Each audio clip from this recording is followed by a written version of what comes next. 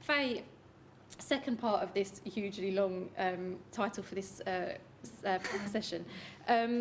Interruptions, I remember back in the day, they used to drive me nuts. I know they're a constant part of a PA's day. So how do you deal with people coming up to your desk to ask you for random things and just that constant stream of interruptions that we often get?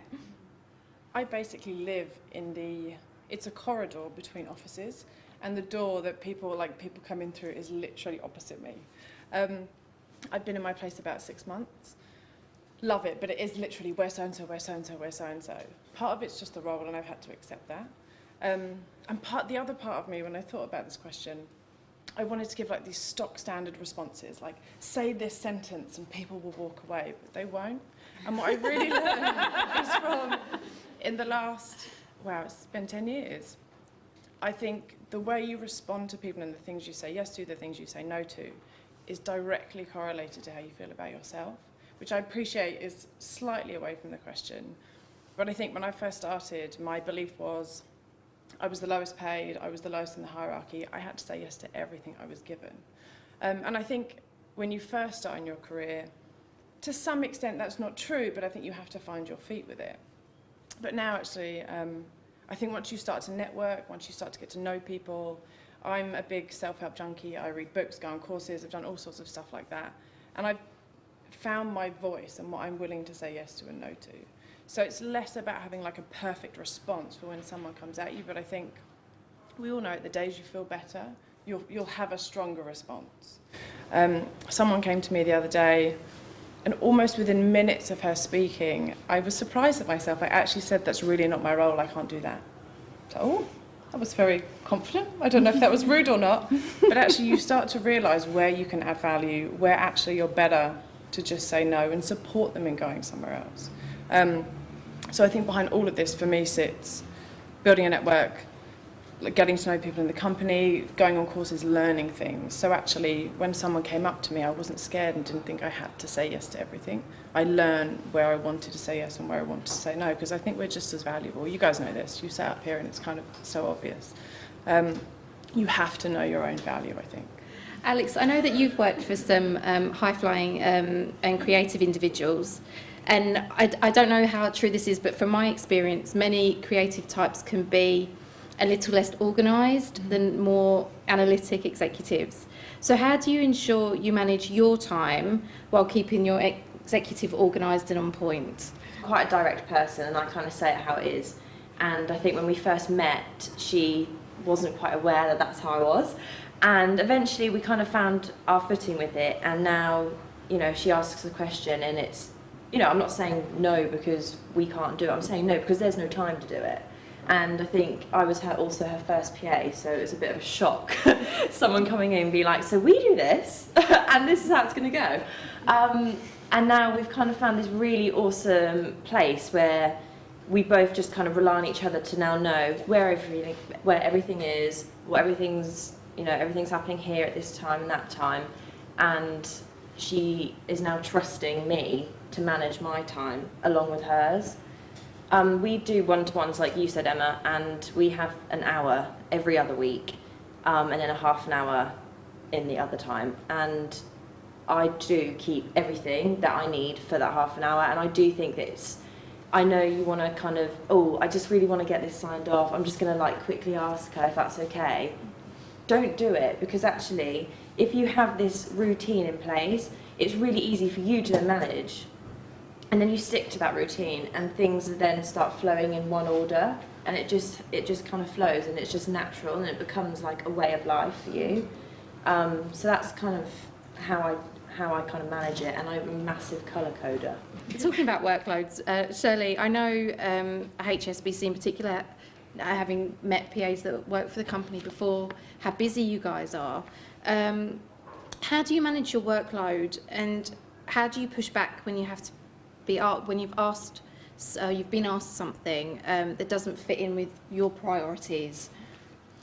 Yeah, well, nowadays our role is actually evolved. We're not just dealing with the diary management or typing documentation.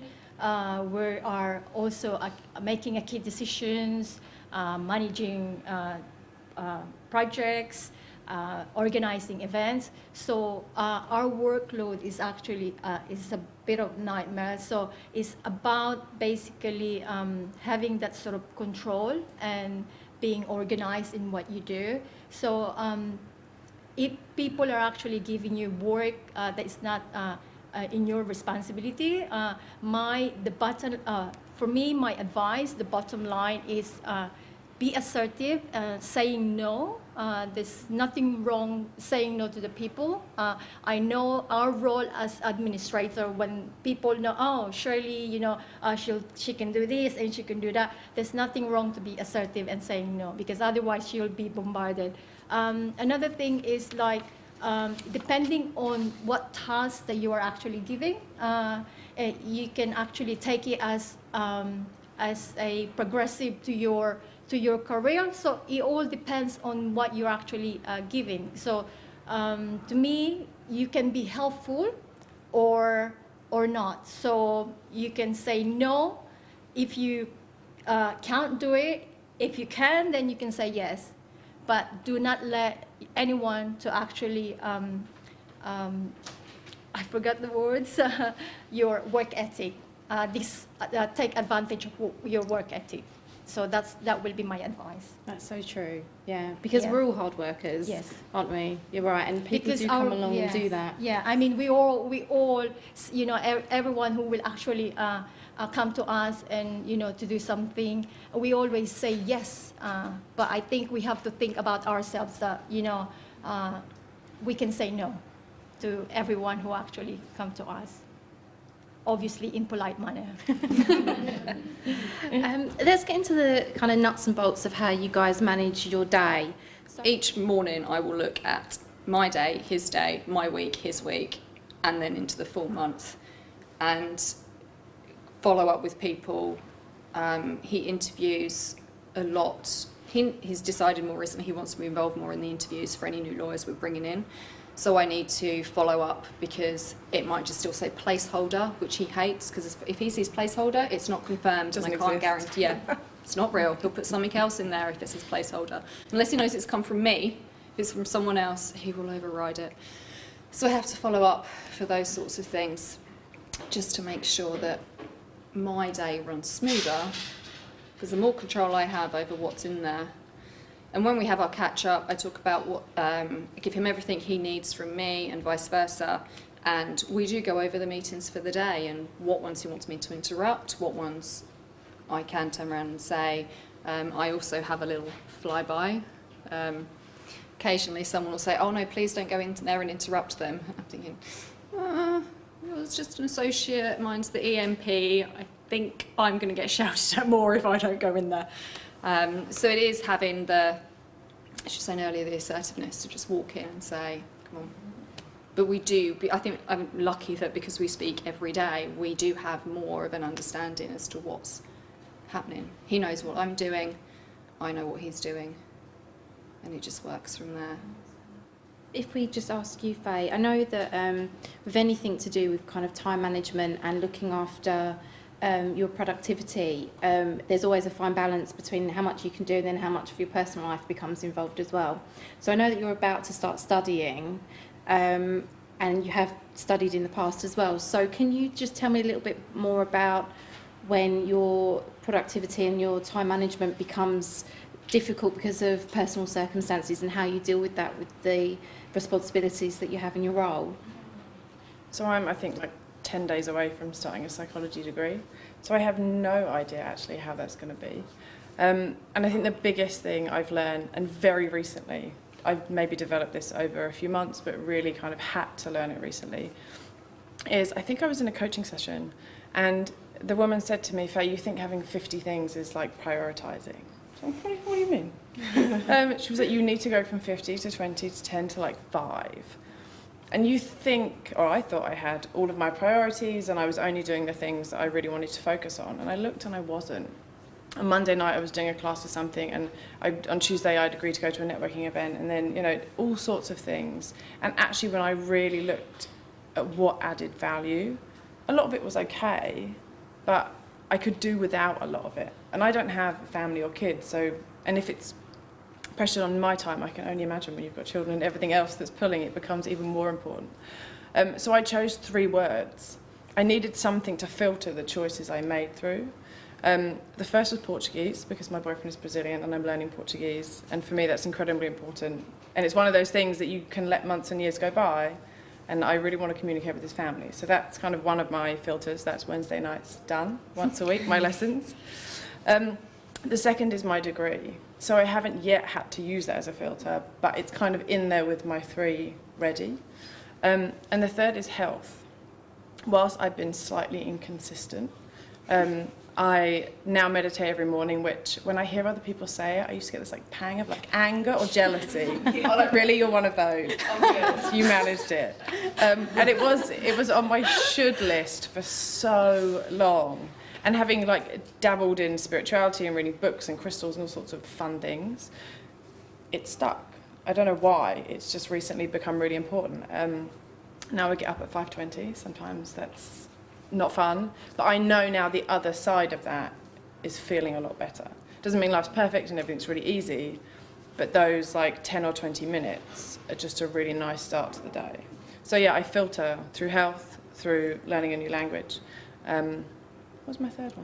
Degree, well done. It's coming. It's not set yet, that's why. What are my 3 things? So yeah, everything just gets filtered through that, and I've wanted to start new courses and new things and go to different places, and I just took a step back and actually asked, is it really that important? And actually, surprisingly, a lot of it is no.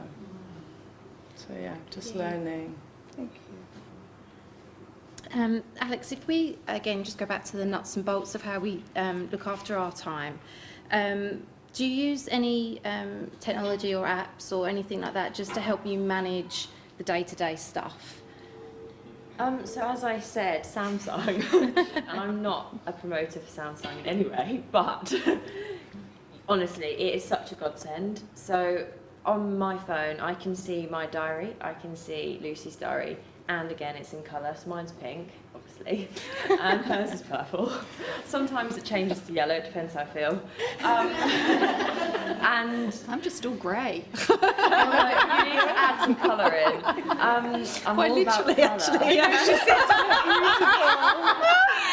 actually. So I absolutely love it because I look on the calendar and I'm like, oh, okay, yeah, so she's here. That means I can be here and I can work on this and I can do that.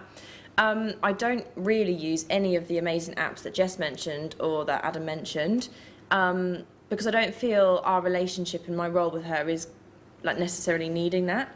It's kind of a very, very personal role we have together. So it is just mainly me kind of making sure I can see what she's up to. And You're her app. Yeah, and I'm basically her app, yeah. So, I mean, I've heard of some of them and I'm sure they're great, but for me, I literally just rely on a Samsung. Because also, if she's sending documents through, or the team are sending documents through that maybe need to be edited or then sent back, you can do that all from your phone. So I can look at Excel, I can edit Excel, Word, PowerPoint, all on my phone. You can't do that on iPhone. So if I'm remotely working and our designer has sent through something that needs to get to Lucy for sign-off by this point, that's great, I can send it to her. But if she then has edits, which she sometimes does and most of the time will have, she has an iPhone, so I'm making the edits. Right. And if I'm remote and I haven't got my laptop, then great, I've got my phone, I can do it. You know, it's not the best, but it works. Is that using the individual Microsoft apps, or is that Google Docs? Or it's Samsung has them all built in. Right, fantastic. So Word, everything is just there. You know, you can link it all to Google Drive. So we sometimes save stuff on the drive, and then I can just download it, and you know, it's just great. I was doing it Wednesday, so Wednesday I'm not in the office and I work remotely, and we've got 2 big things coming. We've got Fashion Week and then we've got London Design Festival, and we're doing things at both of them. So it's like deadlines everywhere, and they're all happening at the same time. So the team was sending me through all these things that needed to get to her, and Lucy also isn't in the office Wednesdays. So it's a lot of WhatsApping back and forth, and I was able to, you know, just save these documents down into my phone memory and then re-upload them and send them to her in a completely different format if I wanted, or copy and pasting them and sending them to her in an email, you know, embodied. And it's just like, it's just so easy and just makes my life so much easier. And then it makes her life easier because mine's, you know, easy too when working with that. Yeah, and you can work remotely. Yeah, and it's just great. You know, I haven't got to sit there and think, oh my God, I need to get back to my house, or I need to get back to the office and grab my laptop and do this. Like, you don't have that added stress, which is, you know, amazing. I mean, I've had that and been there, and I've suddenly come past that, left iPhone, went to Samsung, and all of a sudden everything was better. There's a car phone warehouse. So, I mean, if they're listening and they want to send free gifts, do it. I know conflicting priorities is obviously something that we all struggle with, and prioritising our day-to-day work. Shelley, can you just talk to us a little bit about how you manage multiple executives and all of the different things that they want you to do? Okay, I used to support just one person before, and when I moved to HSBC, I find myself that I'm supporting 2 people. It's a struggle nowadays. The role of PA, we're not supporting one person, we're supporting 2 persons, and I hear other PAs actually supporting more than 2 persons, and it is real challenge. And for me, the way I deal with it, obviously I have to be super organized, and I structured my workload on how I focus on what I do, and I deal with them one at a time so that I can actually focus and meet my deadlines. And in terms of who has the priorities, if my boss said, oh, I'm the priority, and the other one says, no, you have to do mine first. I think in this instance, what I do, I let my executive actually have the communication, which is very important. Rather than you going back and forth and prioritize what's important, what you're doing, let them do the job so that you take away and you walk away, and then they will then tell you which one is the priority to do. So that will be my advice: communication, and structure your workload, manage your workload, and sorry, I lost it. Yeah, structure your workload. Structure your workload and focus on what you do in order to be able to meet your deadlines. That will be my advice. That's good advice. Yeah. Alex, and again, just a question across the board. Obviously, you all have a lot on your plate. So how do you prioritise just your work in general? What comes first? What comes second? Alex, if you could just start just a general... Yeah, so Monday mornings, I have my first sort of slot in the diary is manage Lucy's diary. So I look through, even though I know what she's up to, but look through, see where she's going to be, what she's going to be doing, and just, you know, then you can kind of work out what you can do that day. So when she's in this meeting for an hour, great, well, I've got an hour to quickly work on this, or I can go and support team on this, what we're doing. I think it's just being aware, and it does come back to what Emma was saying, that you have to understand your business, and if you don't have an interest or a care in what your MD is trying to achieve and what the business is and what everybody is breathing and working with, you're never going to be able to kind of get on that wavelength and just kind of really, you know, push it and understand what you're doing, and you're kind of always going to be in that limbo stage, which is really uncomfortable. So I think it is important that, you know, you love what they're doing and what your MD's achieving and what you're doing, and that does massively play a part in that role, I think. Good book. One thing I was going to ask, and again, this is for all of you, one thing when I was a PA that used to happen quite a lot, I'd be, I don't know, going to get a cup of tea or wandering through the office on my way to somewhere or going to a meeting, and someone would stop me and say, Nicky, just while I've got you, can you do this, this and this, and this and this? And I had one boss that did that thing out of The Devil Wears Prada, where she would walk in, she would throw a handbag at me and say, can you do this, this and this and this? And you didn't even know where to start. So everyone's kind of nodding, this happens a lot.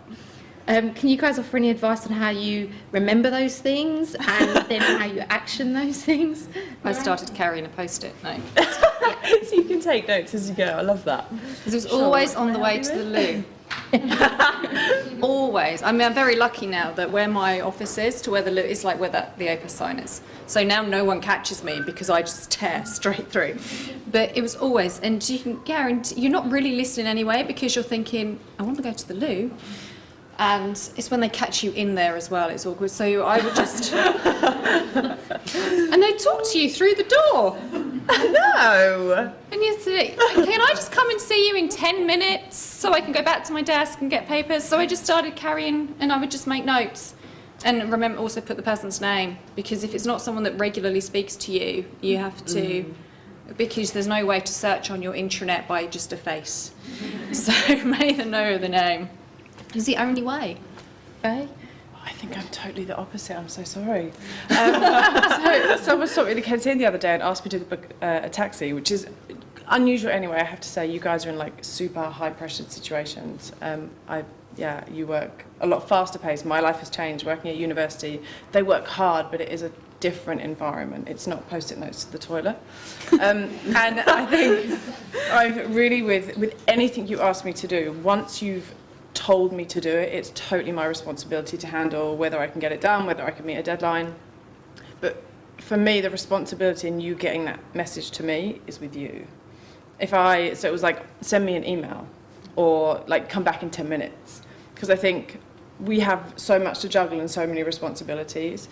I can't manage you getting that to me. And I think sometimes even just to say, can you drop it in an email, means you've got the date they asked. You know, it's kind of all, not that you have to have a track, but sometimes it's useful to know. So yeah, I'm totally up for doing whatever you've asked, maybe. But yeah, Depends what it is. And, but yeah, definitely the responsibility, I think, of being asked comes from them, totally. And my last question for all of you again, do you ever find time for when you have an important task that you need to complete and you need to focus? What tools do you have where you can say to colleagues, I can't be interrupted, I'm really sorry, I actually need half an hour and I need to focus? So do you guys work from home? Do you head out to a cafe? Like, how do you manage that time when you really need to focus? Shelley? Our company has the policy of working from home, and I guess working from home is actually making us happier because it becomes more productive. So it gives us the flexibility in what we do. There's no interruption, and you can get on with what you're doing. So in terms of productivity, also makes you happy in your life, that when you're working at home, you can actually do things. I mean, we all do it. You can actually do things for your house. You can actually put your stuff in the machine if you want to sort of do some house chore. But at the same time, there's no interruption, that you can just get on with your work. So I think working from home is what we call is a kind of life balance. And it's very important as well for our well-being, and it makes us happier. I think that's my advice. Alex? Oh God, so much to think about. I think when I was PA to the CEO of the British Fashion Council, and that was a massive, I mean, I had a different office, so she had her own office, and then I sat in with the finance girls, and all three of them were just absolutely amazing. And I had 2 desks because I had that much stuff constantly going on for her. And I mean, they were big desks, they weren't even small. My stuff was just like over one side of the room. And it would be a case of, I'd have a to-do list, but she would come in and just be like, okay, this and this. And then I'd get an email being like, can you do this? And I'd be like, wait, do what? And I'd be all over the place. And because it's the finance room, people would constantly be coming in being like, oh, can we have this signed off? Oh, can we do this? And I'm just like, oh my gosh. And then people are like, oh, hey, and you have a chat. So I used to be like, right, guys, I'm really sorry, but I'm going to shut the door, even though we had like quite an open door corridor. I'm going to put a note up saying like, it's peaceful time in here, so please like not quietly, come in really silently. So I did that, and it works. People come in quietly. At first they're a bit like, oh my God, what's going on in here? Like something fun going on in the fashion cupboard, and you're like, no, it's really not. It's just me trying to get my head down. I don't believe in the headphone thing because I feel like it completely shuts out everyone. And in an office, I mean, our office, you know, there was 4 of us in it at that time, and I just think it's a bit rude for me to be like, you know, I can't actually hear you. I was also in charge of answering the phone, so it doesn't really work when you put your headphones in. So I think it's just, yeah, I mean, maybe removing yourself and going, like, working remotely for an hour could help. I have the chance now to work from home, which is great. And it is very productive, but you do, like, I find myself doing more household chores sometimes, and I'm like, oh no, wait, back to the laptop. Or like, oh my God, Jeremy Kyle's on. And then I'm like, oh no, don't do that, and don't tell people you're doing that. And then, you know, and then Lucy like WhatsApps you, and you're like, oh yeah, sorry, we're just getting lie detector results. So it's sort of like you have to be strict with yourself if you work from home. So I think for me, it's easier to be in the office and just be like, don't talk to me. Yeah. You know? Depends. Depends if you can be easily swayed by Jeremy Kyle. No one knows what we are. It's Jerry Cole. You love it, don't lie. I do. Nothing really, no tricks up my sleeve other than not being as chatty. There's no way I can shut people out or kind of put headphones in. I think it's the same. I think it's really awkward. Especially if they stand in front of you and you're like, yeah. So yeah, just I know it sounds silly, but not being as friendly and strategically. I have a chair opposite my desk for some reason. It lives there. I'm not sure how it appeared, but it's never moved. So people do tend to sit down and talk. So just being a little bit shorter, a little bit sharper, I think people realise. And when they get to know you, they know. Yeah, I think that's true. I can work from home when he's out of the country, but when he's in, I have to be in. It just works well. My office is not set up by me this way, but strategically set up so that it is my desk and it comes around on a curve, so I can turn and be focusing this way, which means if no one can catch my eye, no one's walking in. I'm also quite the introvert, so if I'm only chatty when I want to be chatty, and I will physically leave my room and go further down, because we're also tucked away in the far corner, so I have to move more into the body of the building to actually socialise, so it's also done on my terms, even though I am opposite the loo and people are always trying to catch my eye and come in. But I have no chair in there. I have a big empty space, and people are like, oh, you should put chairs in here. I'm like, no. No, you're right. A couple of plants maybe to keep people out. I'm more of a, I will come to you. Yeah, big head. I'm more of a, I'll come to you as opposed to, people will ring me and then I just Don't answer. Yeah, RIT chap said to me yesterday, do you have a policy that you always ring people back? No, I just wasn't here. Genuinely, whenever he rings, I'm not at my desk. But it feels to him that I actively screen his calls. I don't want to talk to you right now. So I think, as you said, people do get a feel for when you shouldn't. And as I said earlier, if I'm doing maths, no one's approaching me anyway. So You put your maths face on. yeah. Or you do that thing where people talk to you and you can hear them, but you just carry on and you think, they'll go away. They don't. Oh, mine do. Oh, do they? Yeah. Actually, one of the things that if you don't want to be disturbed, and because some people, they will ring you, you can actually put your phone to do not disturb, so you don't get the interruption. And another thing is that, nowadays that when you get the emails, there's a notification, then you can switch that off, so you can sort of concentrate on what you do. So those are the things that sort of to avoid interruption, and you can focus on what you're actually doing. Yeah. Yeah. I've got a phone headset. And, Nice. Someone says, "You on the phone?" I'm like, I would just be playing around all day. I'd be pretending I was Hi, Britney how can I help Spears. And on that note, thank you guys so much.